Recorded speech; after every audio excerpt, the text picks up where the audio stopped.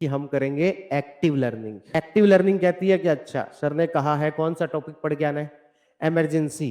तो पहले किताब बंद है, अब पढ़े हुए इमरजेंसी पढ़े हुए 2 महीने हो गए हैं, पूरी उम्मीद है कि लगभग साफ हो चुका है वो चैप्टर। लेकिन बस यहीं से तो दिमाग से लड़ाई शुरू होती है। अभी भी आपको कोशिश करनी है कि पहले मन ही मन सोचें कि कुछ तो याद आ रहा होगा। क्या इमरजेंसी के प्रकार याद आ रहे हैं, कितने होते हैं? क्या इमरजेंसी में नेशनल इमरजेंसी का संविधान में क्या नाम दिया गया वो याद आ रहा है? क्या राष्ट्रपति शासन का संविधान में जो नाम दिया गया वो याद आ रहा है? इमरजेंसी लगा कौन सकता है, क्यों लगा सकता है, किन परिस्थितियों में? 3 परिस्थितियां थी। कहां पर लगा सकता है, पूरे भारत में या किसी क्षेत्र में? एक बार लगा दिया तो संसद से कितने टाइम में अप्रूव करवाना था? हटा कैसे सकते हैं? प्रभाव क्या था? सेंटर स्टेट पर क्या प्रभाव पड़ा था? फंडामेंटल राइट पर क्या प्रभाव पड़ा था?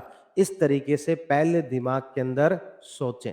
कम से कम जो 10 मिनट उस टॉपिक के ऊपर एक्टिव रिकॉलिंग करें कि मुझे कितना याद आ रहा है। एक बार के लिए मान लेते हैं सिर्फ 10% ही याद आया, कोई बात नहीं, कम से कम एक बार दिमाग पर जोर तो पड़ा, उसने सोचने की कोशिश तो की। अब क्या होगा, अब आप जो है नोट्स उठा के इसको पढ़ना शुरू करो।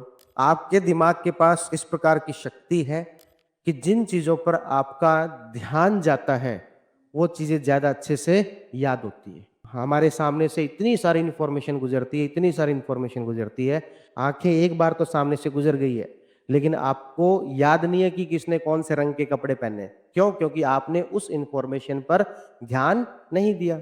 आपने हो सकता है कि पड़ोसी की आके तारीफ की हो कि आज ये कपड़े बढ़िया लग रहे हैं, तो आपने उनके कपड़ों के रंग पर ध्यान दे दिया, वो आपको 2 दिन तक याद रहेंगे। जबकि वैसे हमने इतने लोगों को देख लिया, उनके तो रंग याद नहीं है। क्यों? क्योंकि हमने उस इंफॉर्मेशन पर ध्यान ही नहीं दिया, आपको याद नहीं आ रहा। अब जब आप पढ़ोगे, इस इंफॉर्मेशन पर ध्यान दे के आए थे, जोर डालने के बावजूद ये याद नहीं आया था, और अब आप जब इसे पढ़ोगे तो आपका दिमाग इसे बहुत आसानी से कैच करेगा।